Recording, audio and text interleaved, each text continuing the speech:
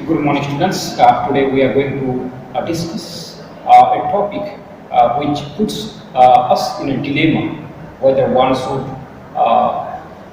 do his duty for his nation or do his obligations towards his profession. So it's a story just like a story that you have read in class 11, the birth, how a doctor had to balance between his personal life and his duty. This one is about how a doctor had to decide whether he had to serve towards his nation and prove his patriotism or to keep above his moral obligation. So here is the chapter written by Paul S. Buck. She was actually brought up in China and in later part of her life she shifted to United States of America and she was settled there, and she had written this story, a really intriguing story, born in 1892 and died in 1973. Was an American writer novelist. She had a Chinese name, Tsai Zhen, as she spent her childhood in China. Being the daughter of a missionary, she was awarded the Pulitzer Prize in 1932 and the Nobel Prize in Literature in the year 1938.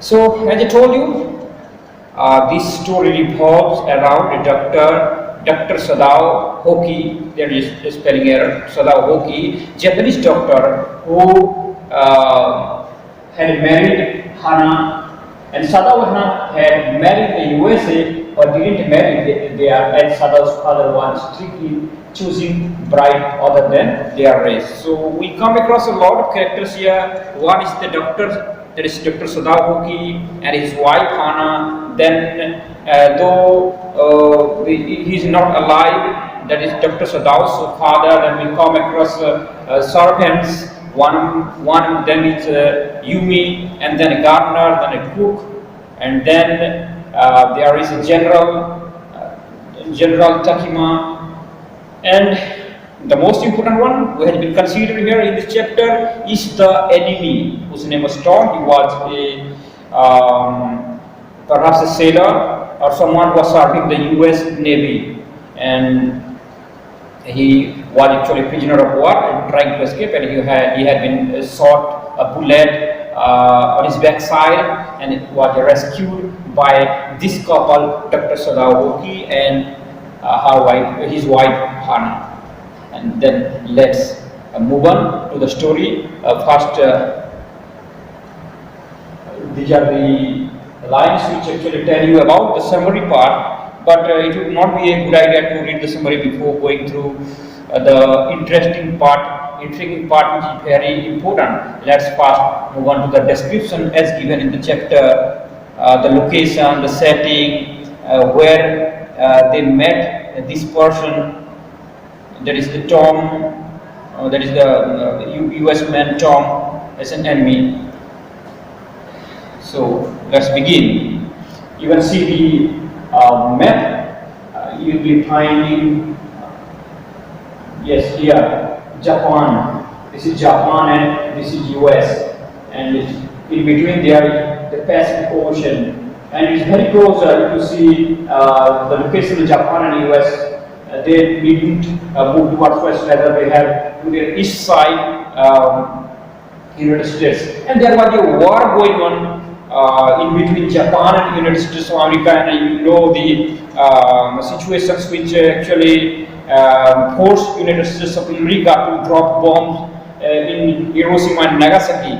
And it was during that period, before the bombardment, both the nations, Japan and the USA, were engaged in war, and at that time both were enemy of each other. And at that time the story has been conceived and the setting at that time, and at that time both these nations couldn't be or tolerate the people from the other nations, because they were full of patriotism and they were engaged in war in different sides opposing each other. They were opponent.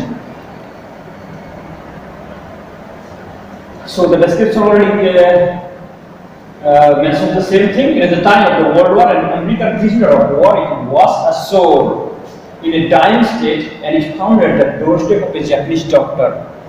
Should he save him as a doctor?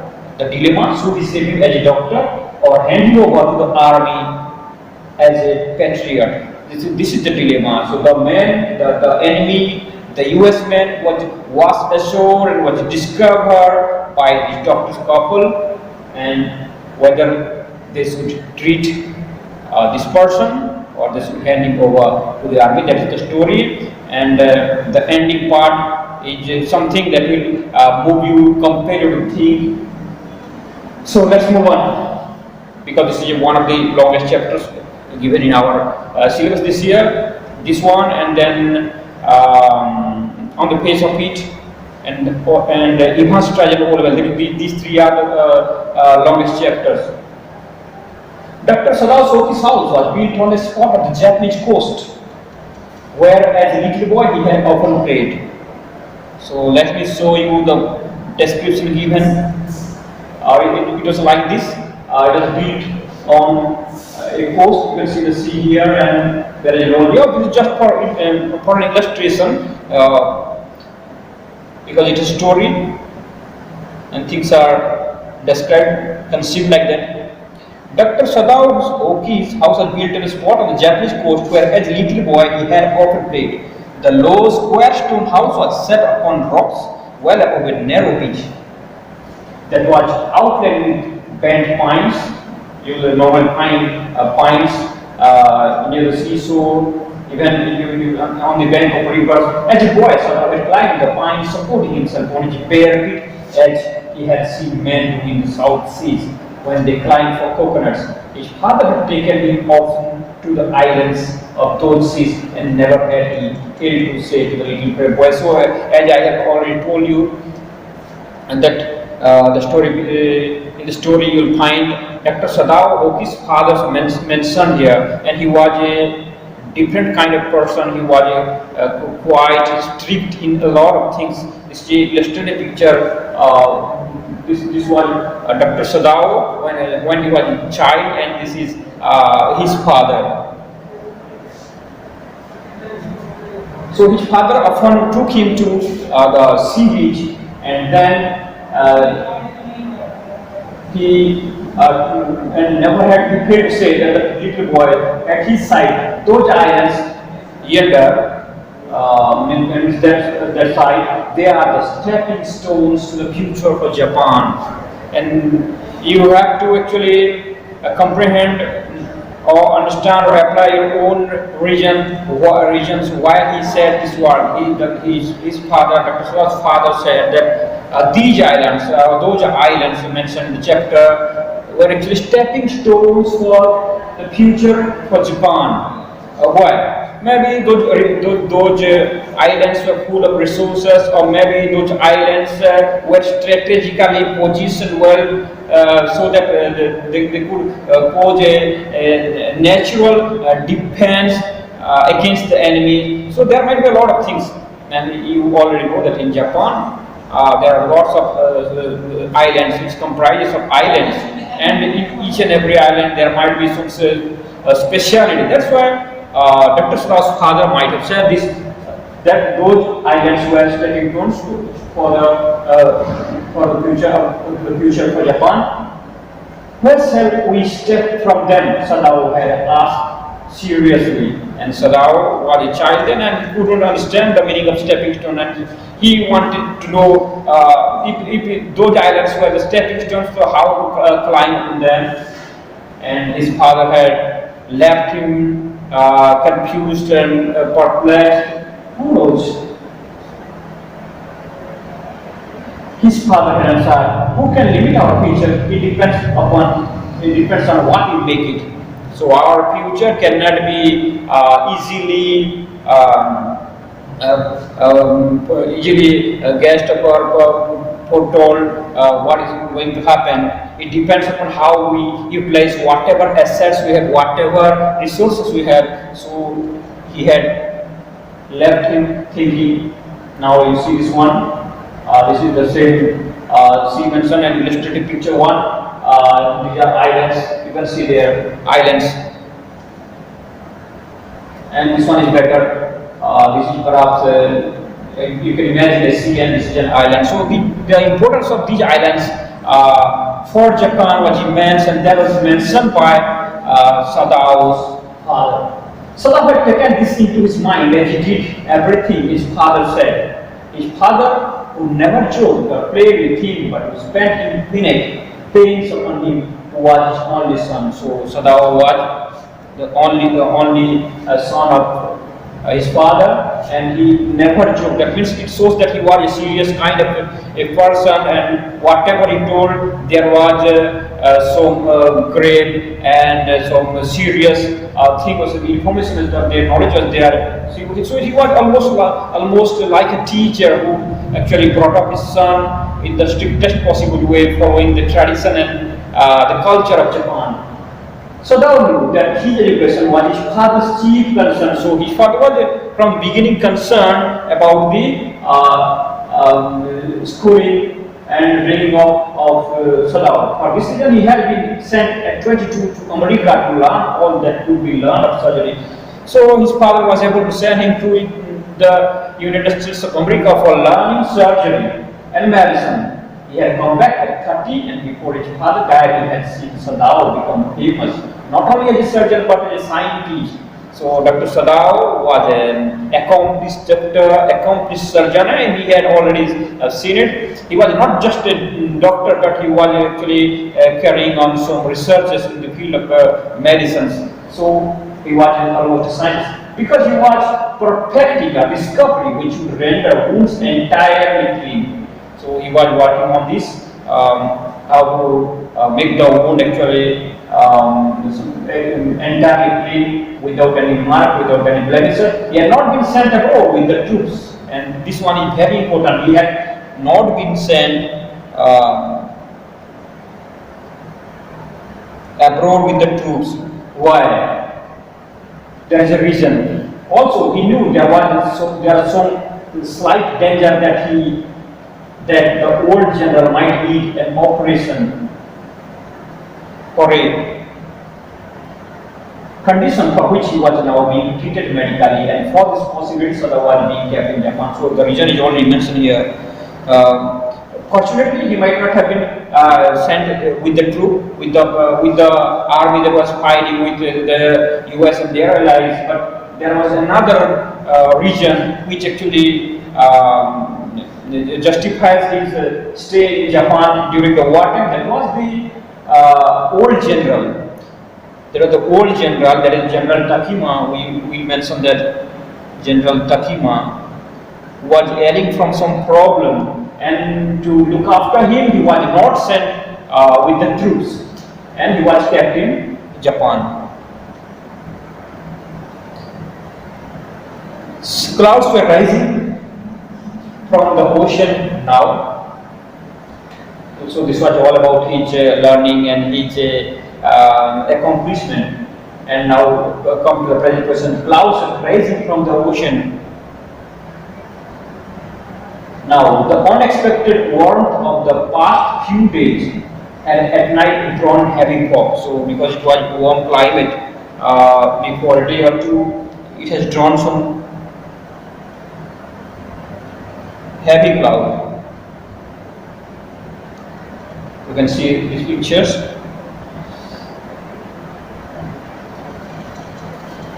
From the clouds, Sadao watched mists hide outlines of a little island near the shore, and then come creeping up the beach below the house, reading around the pines. Okay, so what did he see? He see actually some fog climbing up and creeping and breathing, moving round and round. In a few minutes, fog would be wrapped around the house too. Then he would go into the room where his wife would be waiting for him with the two children. So Dr. Sadao had come out of his house that was built on the square, on the flat portion of something like a hill, and he saw the fog formation and how it rose up, all these things. And after the fog was supposed to rise up to his level of his house, he wanted, or he actually thought to enter his house. Who was waiting? One, his wife Anna, and there were two children, which he mentioned. So you can see to illustrate a picture or typical dress of Japanese. This one, and this is kimono and Haori. We will discuss all these things. So Dr. Sadao and Hana, there were two persons there, along with the two children. But at this moment, the door opened and she looked out her dark blue woolen Haori over her kimono. So kimono is the inside one with the long sleeves, and then this Haori with the wide sleeve like that. She came to him affectionately and put her arms through his as he stood, smiled and said nothing. So before he could enter the house, Hana came out, okay, and put her arms around Dr. Sadao.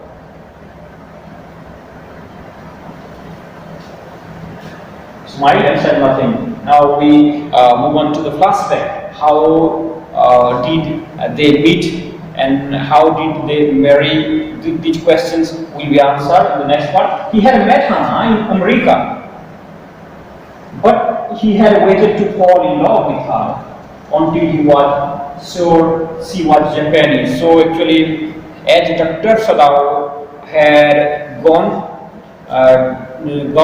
to the United States of America, USA, likewise Hana was also studying there, something which is not mentioned here, but however Dr. Sadao and Hana met in the USA or met in America, but there Dr. Sadao didn't propose or didn't fall in love with her because he was following his father's strict guidelines. He was a follower of his father's advice, perhaps, or his father might have advised him to marry only a girl of their own tribe, that means Japanese. So his father would never have received her unless she had been pure in her race. So it is already mentioned here. Because of his father's strictness, okay, and his belief, and you can see this dress, a kimono inside and Haori outside, a typical picture. So his father would not have accepted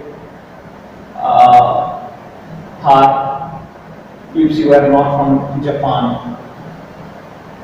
His father would not have received her unless she had been pure in her race. He wondered often whom he would have married if he had not met her. So sometimes he wonders. That means it shows that they were happy. They were a happy couple, and they were happy after getting married. And then he wonders what would have happened. And by what luck he had found her in the most casual way, by chance literally, at an American professor's house. So Hana was actually living in an American professor's house, and Dr. Sadao had met him by chance. The professor and his wife had been kind people, anxious to do something for their few foreign students. So there were people who were actually very volunteer, actually they were helping people with this professor couple, and they had actually given shelter to Hana. And the students, though poor, had accepted this kindness. So next he mentions about the family.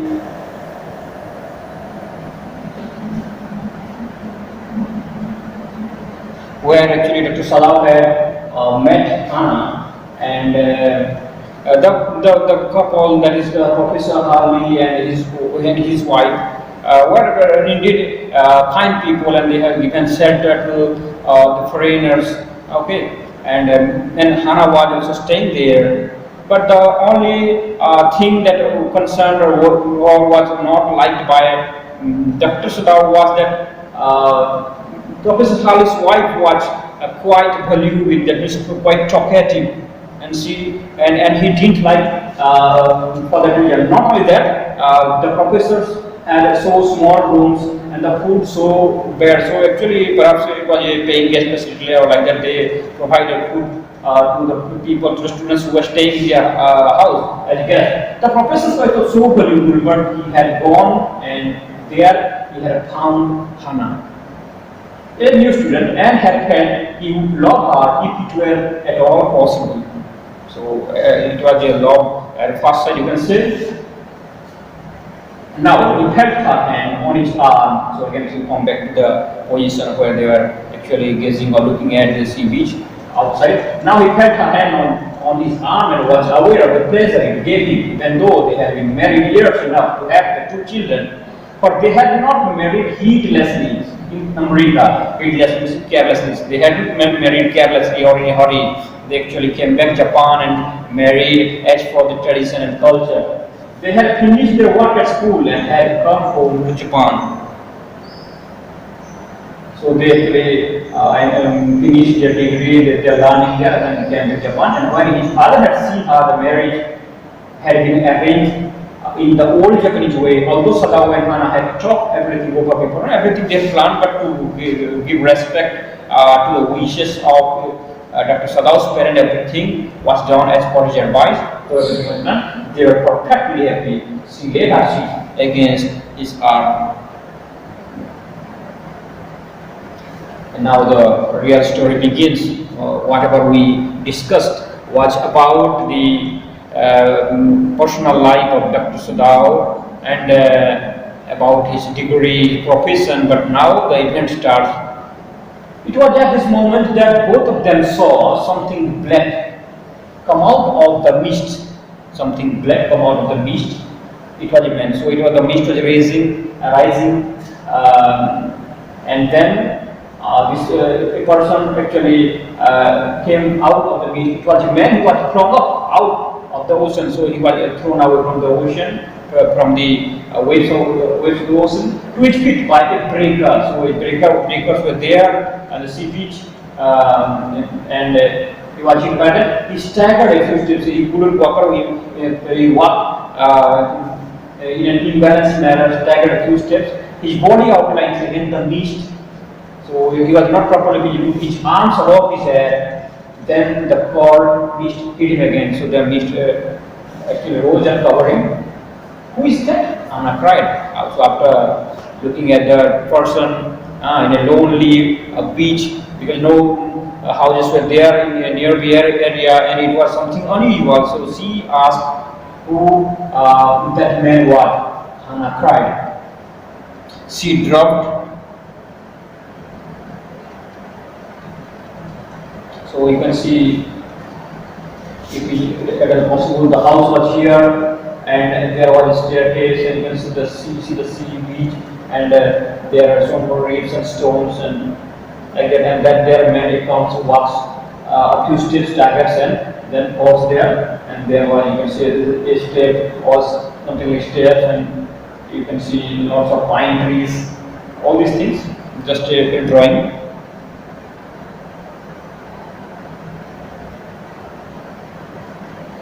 So the question, who is that? Hannah cried. She dropped Sadao and they both leaned over the railing of the veranda. Now they saw him again. The man was on his hands and knees, crawling. Then they saw him fall on his face and lie there. A fisherman perhaps, because only fishermen could come there. Sadao said, watched from his boat, maybe he has jumped away from his boat, or something has happened with his boat. And then he was concerning over, and he ran quickly down the steps. So they came down.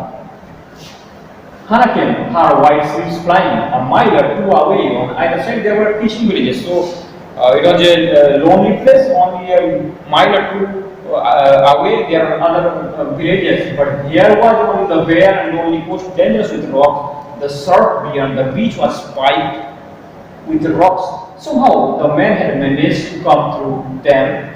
He must be badly torn. So because he swam through the reefs and through the rocks, he might have been badly torn, and he might have been injured. So this was their feeling, their thinking, and they actually came down. they saw when they came toward him that indeed it was so. The sand on one side of him had already stayed of red soaking through. So when they reached near, they saw that the sand there on the beach was red with the blood dripping from the man. So Sadao explained, he is wounded. He made haste in the man. So he moved runningly in a hurry, who lay motionless. The man was already motionless. His face in the sand. He was actually fallen there downside. An old cap stuck to his head, soaked with sea water. He was wearing a hat, cap. He was in wet rags of garments. So his garments were like torn cloth rags. Sadao struck Hana at his side and torn the man's head. So the man had fallen upside down and then they torn him. They saw the face of a white man, Hana whispered. After turning the body of the man, they saw that was a white man. So they exclaimed, white man. So white man could be anyone, maybe American, maybe European. So they were not sure what kind of white man that was. Yes, it was a white man. The wet cap fell away, and there was his wet yellow hair, long as though for many weeks it had not been cut. So the face was scruffy and was not properly shaved the corn. And upon his young and tortured face was a rough yellow beard. So he had yellow beard. He was unconscious and knew nothing that they did for him. So the man was actually lying unconscious. And even though the couple tore him, he didn't feel anything, didn't realize. Now Sadao remembered the wound, and with expert fingers he began to search for it. Blood flowed freshly at his touch. So the wound was actually a fresh one. On the right side of his lower back, Sadao saw that a gone wound had been reopened. So after inspecting properly, you could see that on the back side there was a gone wound which was reopened. That means it had healed a little and then reopened, perhaps due to the reefs while he was swimming or when he was hit at the bone, it reopened. The place was blackened with powder.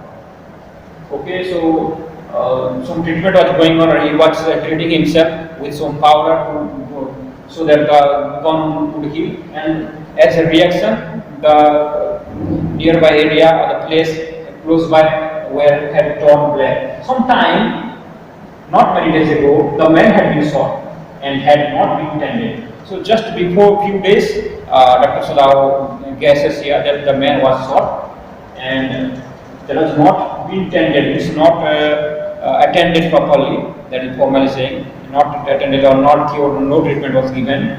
It was a bad chance that the rock had stopped the opponent. The rocks in the sea actually hit the same spot.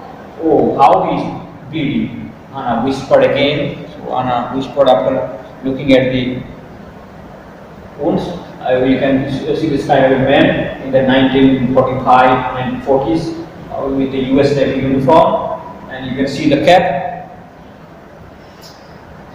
Oh, how is he bleeding? Anna whispered. Again, in a solemn or serious voice, the mist scared them now completely, and at this time of day, no one came by. So they were all alone.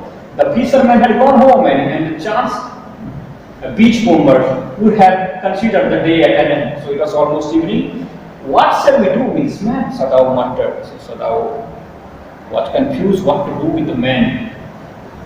But his trained hands seemed of their own will to be doing what they could to stanch the fearful bleeding. So he was thinking about what to do, but his hands were already doing what he could do. That is something, the inner voice or his, you can say, obligation that was calling him from within to attend to a wounded man without asking for his, you can say, nativity or his. Whether he was black or white, so he was doing without knowing or without willing to know from which place that man actually belonged to. He had already started stanching the wounds, that means stopping the blood coming out by using some moss, you can see.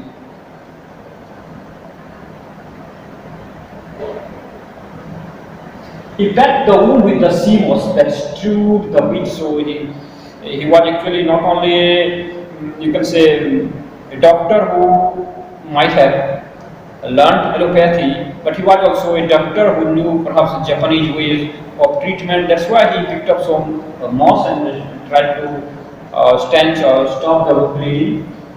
The man moaned with pain in stupor, but he did not awaken. So the man was in stupor, in unconscious condition when his wound was touched, or the doctor started to, you can say, stanch it or put the moss in the wound. The man actually moaned a little. The best thing that we could do would be to put him back in the sea, Sadao said, answering himself. Okay, so it shows that actually Dr. Sadao also thought that this man may not survive, so it was better to leave him there in the condition, because nothing can be done, perhaps answering himself. But he had still not lost his hope. Now that the bleeding was stopped, for the moment he stood up and dusted the sand from his hands. So he did his part and then dusted his hands. Yes, undoubtedly that would be best. Hannah also says. Hannah also agrees that yes, because we cannot take him home at this situation, because this man will perhaps die, so no point taking him home. Yes, undoubtedly that would be the best. Hannah said still, but she continued to stare down at the motionless man, but she was still looking at the man. Then the thing is, if we sheltered a white man in our house, we should be arrested, and if we turned him over as a prisoner, he would certainly die, Sadao said. So, every white man perhaps were against them, or they had actually guessed that this white man could be their enemy, and giving shelter to a white man over as a prisoner. So, very submissive perhaps, yeah.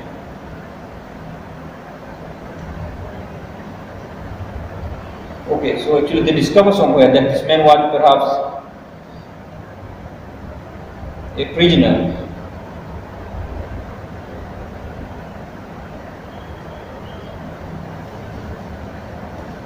He would certainly die, Sadao said. The kindest thing would be to put him back into the sea, Hannah said, but neither of them moved. They were staring with a curious repulsion upon the inert figure. What is he? Hannah whispered. So Hannah actually wanted to know what the man was actually. There is something about him that looks American. So Dr. Sadao says that something, there is some evidence that man looks like American. So he took off the battered cap. So he actually took off the battered cap that was torn partially, and he got some information.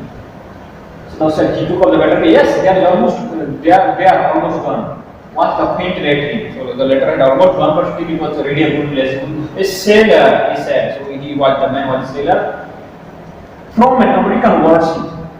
He spelled it out, U.S. Navy. So U.S. Navy was mentioned on his cap. The man was a prisoner of war. So they became sure. Earlier they had guessed that this might be a prisoner who had escaped and was shot, and then they ascertained after looking at their, you can say, battered cap,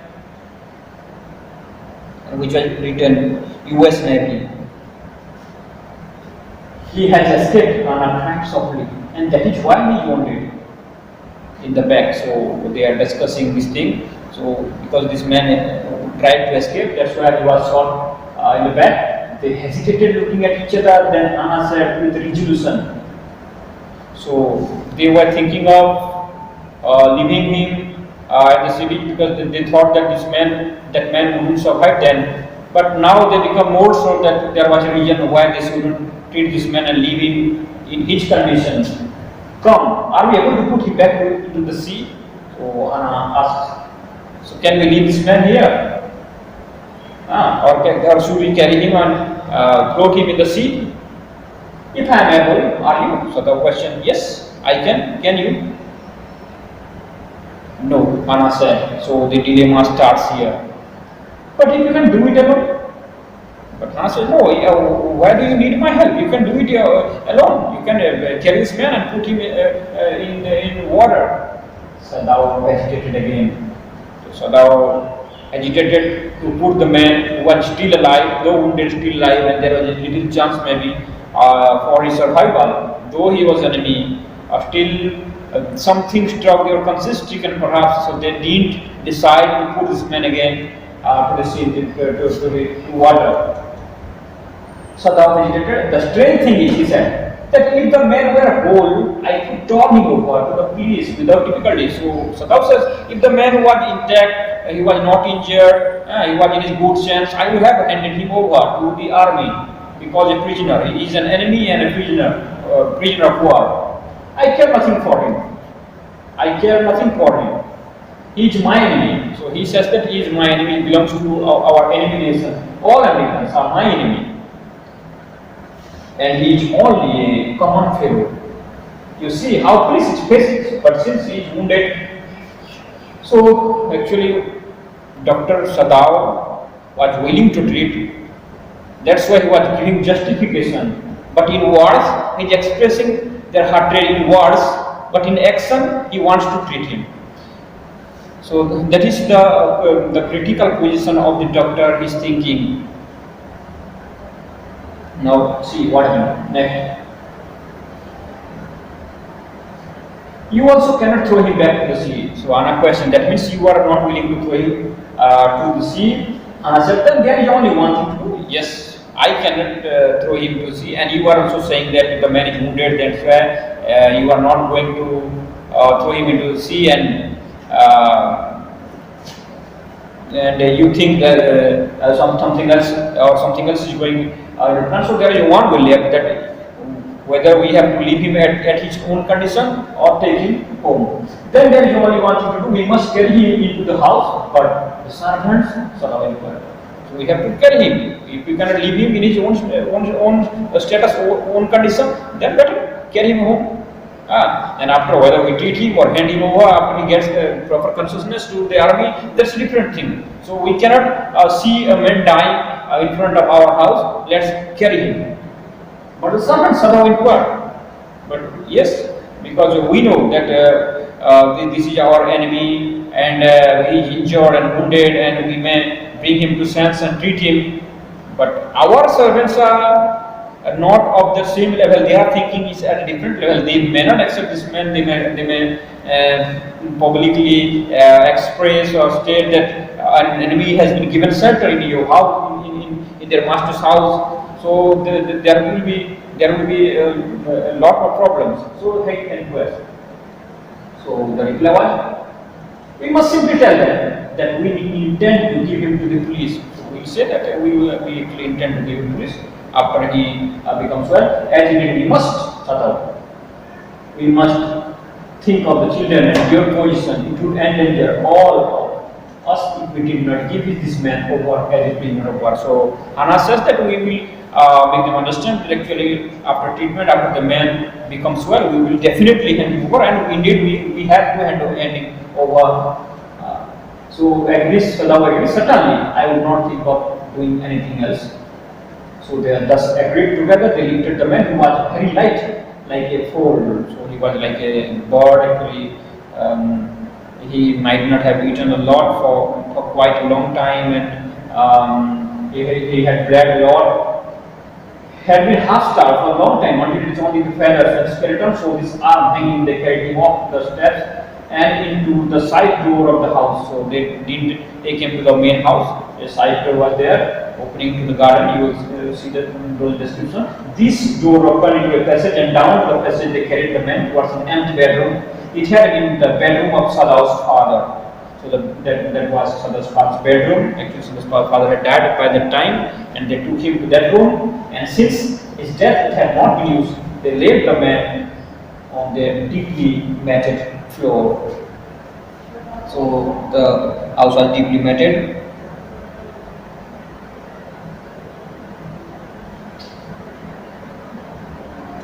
Okay, deeply matted floor. Everything here had been Japanese to the priest old man. So actually, that was a traditional house, a traditional Japanese house, and there are a lot of mats and they actually normally sit on mats. They don't sit in chairs or on chairs. They don't normally lie on beds. Okay, they normally take rest on the floor. So it was metal. Everything here has been Japanese to please the old man who would never reach old home, sit on a chair or sleep in a foreign bed, and I went to the wall cupboards and slid back a door and took out a soft quilt. She hesitated. So actually she wanted to bring a quilt, but she hesitated because the man was already wounded and he was bleeding. So putting a quilt under him would and the blood would soak and the quilt will spoil.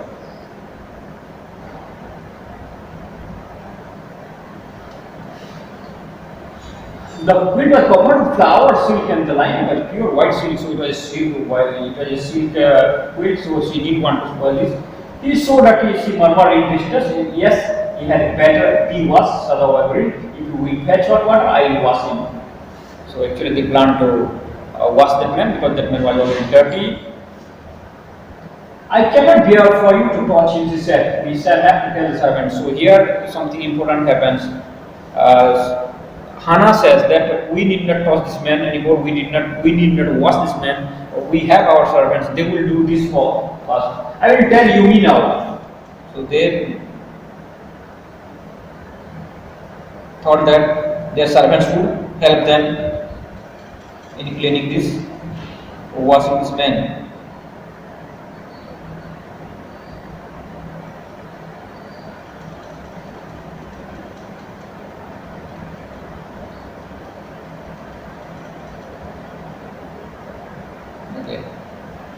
I will tell Yumi now, she can leave the children for a few minutes and she can wash him. So Yumi, the servant, was actually looking after Hana's children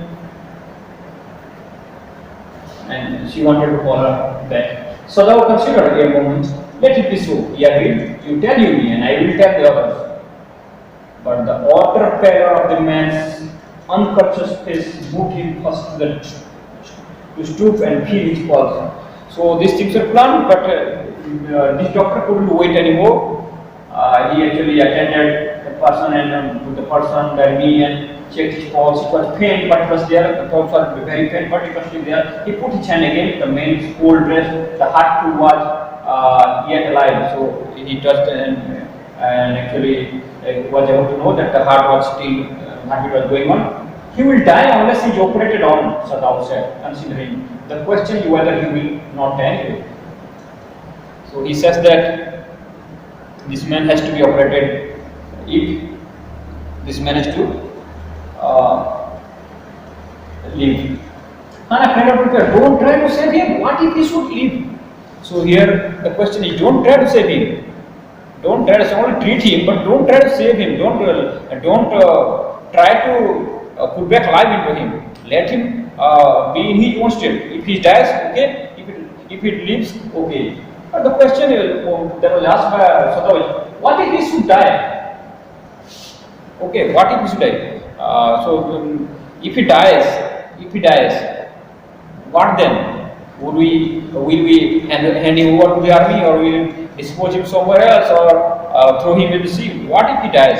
So he guesses, or he had some I would have doubt that this man might not live for quite a long time. So that is bad. But we have to do our duty. We may operate him.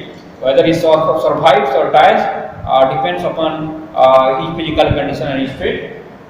He stood gazing down the motionless man.